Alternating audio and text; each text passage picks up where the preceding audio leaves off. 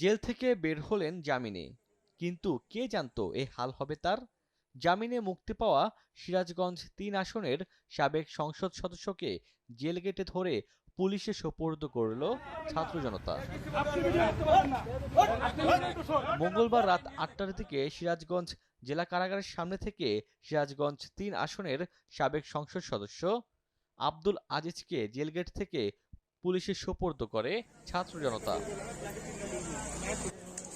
সিরাজগঞ্জ ৩ আসনের সাবেক সংসদ সদস্য ডাক্তার আব্দুল আজিজের বিরুদ্ধে হত্যা চেষ্টা ও বিস্ফোরক আইনে মামলা ছিল। ৪ ফেব্রুয়ারি থেকে তিনি জেলা কারাগারে বন্দী ছিলেন। হাইকোর্ট থেকে জামিন পেয়ে মঙ্গলবার রাতে তিনি জেল থেকে বের হন। তবে বিধি বাম, জেলখানা থেকে মুক্তির পরেই তাকে জেলগেট থেকে আটকে মারপিট করে বিক্ষুব্ধ জনতা।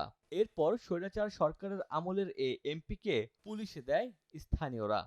ডেস্ক রিপোর্ট, দৈনিক ডেসটিনি।